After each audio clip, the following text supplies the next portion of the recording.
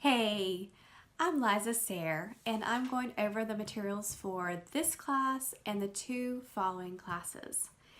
I figured that you would want to buy this all at once, and I will have some notes on the materials so that you will be able to print these out and go to your local art store. Um, so let's go ahead and dig in. So the first thing we need to get is watercolor paper.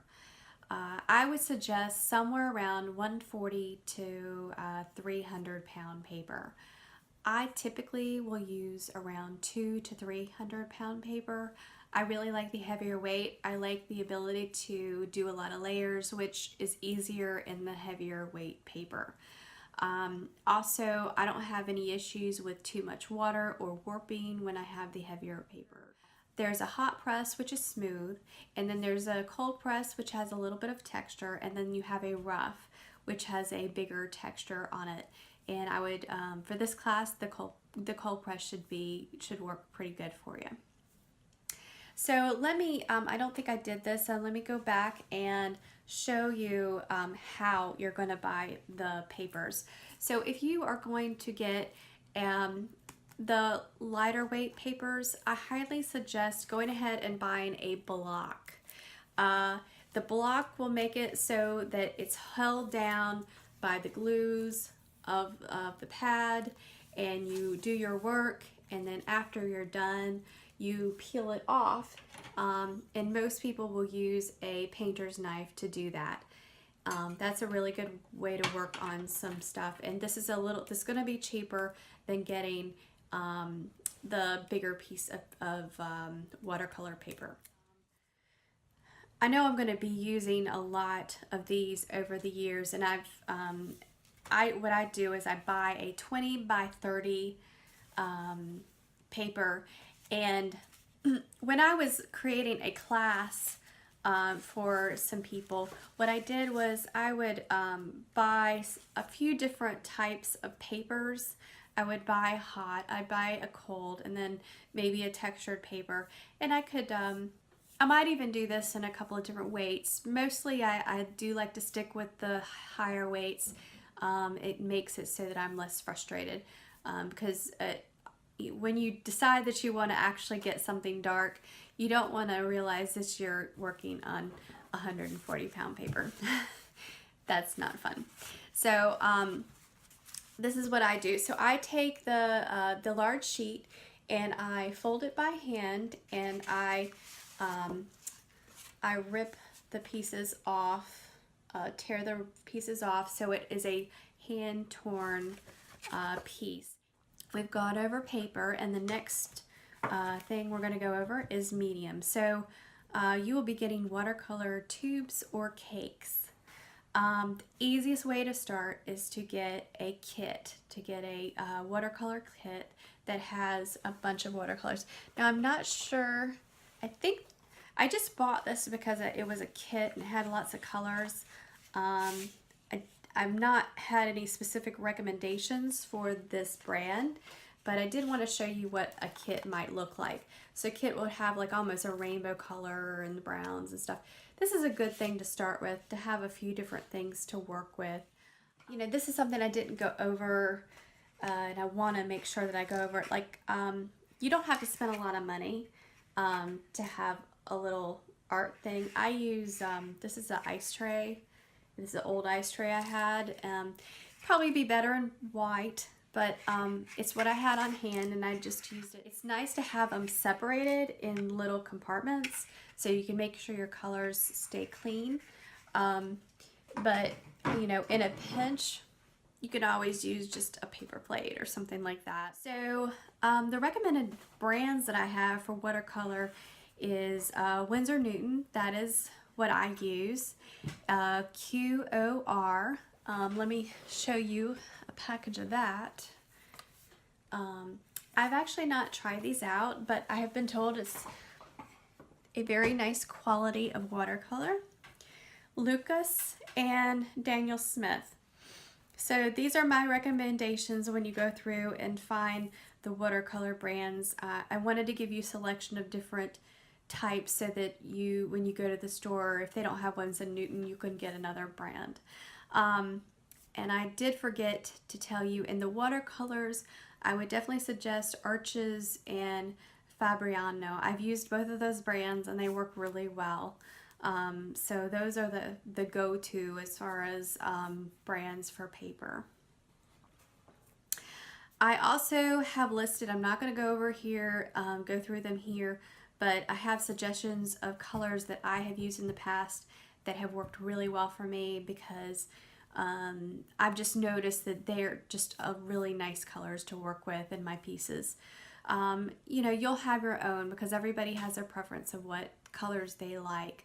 These are my colors that I like to use in my pieces. The next section is brushes. So in brushes, the older brushes that I have used over the years is Polar Flow and Royal. The new brushes that I was, names were given by my art store were Mink and Silver Brush. Be absolutely sure not to use camel hair. That's just really limp and is very difficult to work with. Let's see, I would also suggest you get a cheap brush for the watercolor masking, something that you wouldn't mind throwing away. You can go to the dollar store and just get something really cheap, or something in the grocery store, or something part of another kit that's just not very expensive. And you can keep this brush just for that specific use, and that would work fine. But I wouldn't spend a lot of money on it. Then you need a few flat brushes. You need two different flat brushes, kind of a big one and a smaller one. I use something that's about this size, which is a 3/4 to an inch, and then I use something that's about this size, which is a 1/4 inch, or also called a number 8 flat brush. Then we have some round brushes. The round brushes that I use are a 12 round, an 8 round, and a 2 round. This is for detail work. And then I would get a fan brush.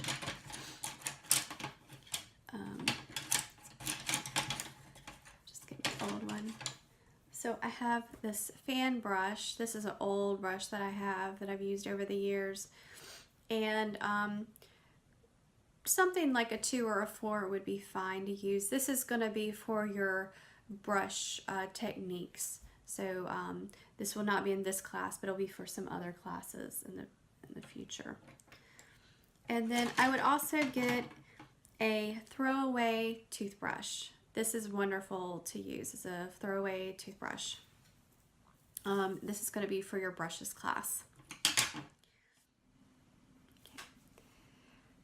The last thing that I would tell you about brushes is a technique that I have used over the years when I'm out looking for brushes. This is called the hand test for me. Nobody told me about this. This is just something that I have done over the years, and I typically have been able to find some really good brushes from it. So you take your hand and you go out and you just kind of brush against your hand.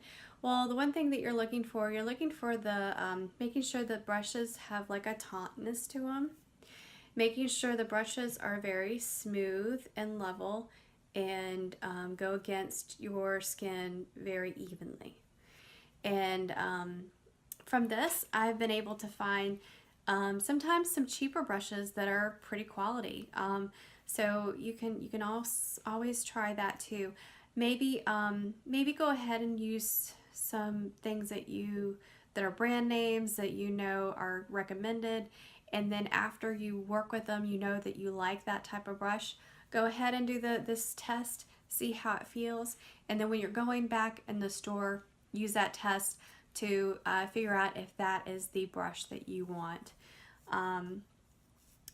The only thing I would say is there are some things like ox and squirrel and items like that. You may want to be really cautious about getting brushes that have those, unless you're just if you're just trying to get paint on the paper, because they don't have a lot of structure to them. So they tend to be like the camel. They tend to be probably limper mop type brushes that may be a little difficult to control where exactly what you're doing. So that would be my suggestions for you on brushes.